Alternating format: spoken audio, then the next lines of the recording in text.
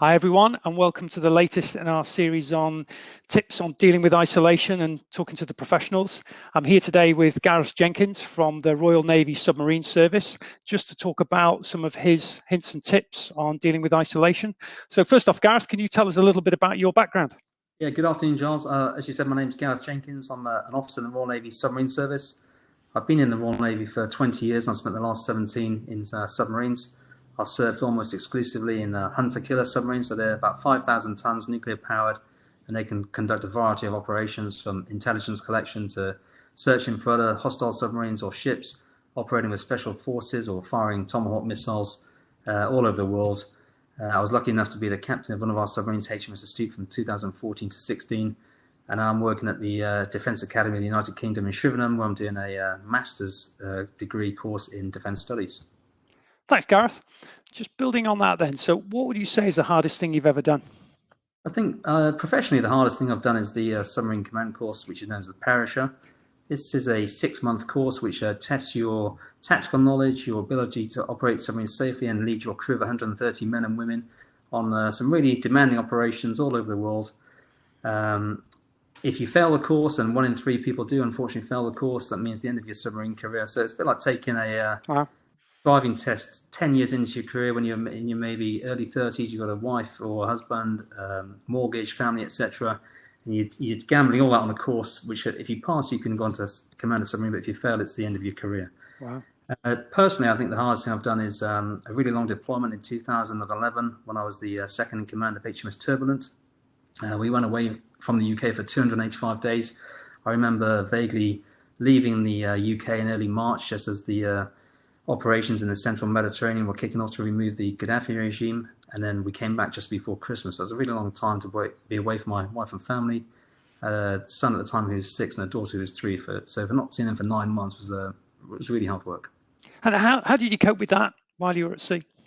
Well, it's a really long deployment, so you can't leave the UK knowing that you're going away for 285 days with a wall chart in your cabin and counting down the days, because it's going to take forever. So you break it down mentally into sort of stages. So for me, stage 1 was leaving the UK and navigating the submarine out of Devonport, assisting the captain navigate the submarine out of Devonport safely, then diving, then in transit down to the Straits of Gibraltar, going through the Straits themselves, which is quite a challenge in a submarine, and then a period of operations off Libya. And unusually I could talk about this operation because we had a film crew embarked, and it was filmed on aired on Channel 5 and National Geographic channels.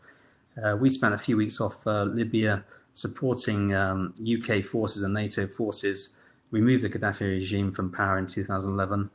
And once we did that, we went to Crete, and then through the Suez Canal, through the Red Sea, through the Bab el-Mandeb, through the Indian Ocean to Fujairah. So you can break it down to lots of small chunks that you can deal with one at a time. And as you're ticking off these small chunks, the deployment is going by. So the time we arrived in the Middle East, we were already into May, and we've been away for 2.5 months, and only 6.5 months left to go at that point. So breaking it down really is the key, I think, to any sort of long challenge like that. Okay. And just following on from that, what could you give me your top 3 tips on dealing with isolation then, please? My first one would be routine.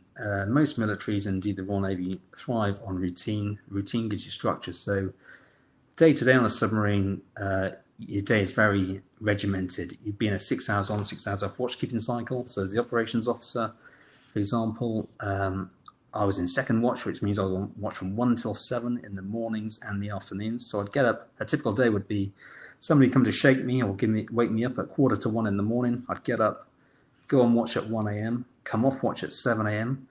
I'd have my breakfast, and then I'd prepare for a daily command brief to update the captain, the command team, what was going on, what had happened in the last 24 hours, and I'll look ahead to the next 24 to 48 hours.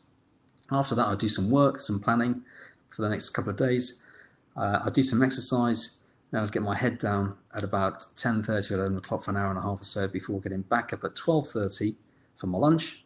I'd have my lunch, go and watch at 1300, come off watch at 1900, have my dinner at 19:30, go to bed at about 8:15 or 20:15, and then I'd get my main sleep for about 4.5 hours until 1:45 the following morning, and I'd do it all again. So we have that watchkeeping cycle every day.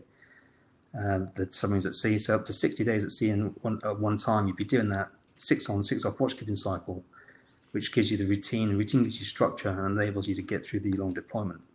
And even things like food are really regimented in the Royal Navy. We'd have fishing chips on a Friday, steak on a Saturday night, Sunday lunch would be Sunday lunch with trifle usually, Oh, pizza right. nights, curry on a Wednesday. So even with the menu, you know what day of the week it is. And it's all building that structure and routine to help you get through. My second tip would be to have a focus. You need a professional and personal focus to get through this. Being away for that amount of time is an opportunity to, learn a new skill. Some people might take Open University degree courses or GCSEs or A-levels or other courses. Some people maybe learn a musical instrument. The captain on terminal had a guitar. Physical exercise is a really big part of the life at sea.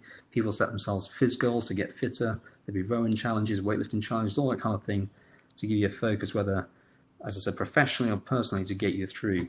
And the third one I'd say is, with respect to lockdown, I think this is a really good opportunity. People may be struggling with lockdown and the limitations it's putting on your life, but actually I think this is a great opportunity to rebalance your professional life, your personal life, spend time at home with your family, reevaluate what's important to you and your family, think about your needs, not your wants.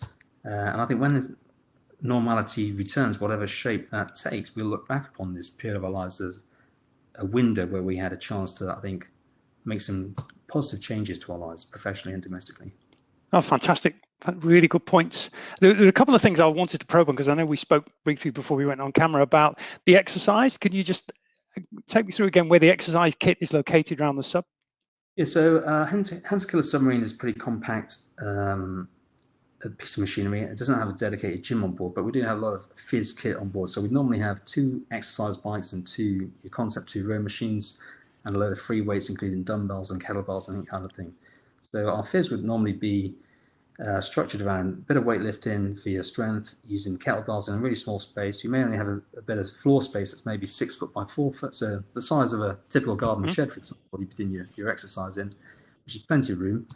And then the exercise bikes and the rowers are normally distributed around the submarine, so there might be a row machine in the bomb shop where we stow the torpedoes, or one in the after ends in the engine room, or indeed on an ascent up on that forward escape. So quite compact space, but as long as you can fit the bike there and you can get on it and you can pedal, that's all you need. Oh, fantastic. And was there anything else you wanted to add? Giles, I'd like to thank you for the opportunity for talking to you today about dealing with isolation. I don't think submariners necessarily have the experience. Anyone who's done any sort of endurance event knows about breaking large challenges down into small bite-sized chunks and getting through it. I'd also like to thank you for your offer to make a donation to charity for me for doing this. I like that charity to be the Teenage Cancer Trust. Certainly.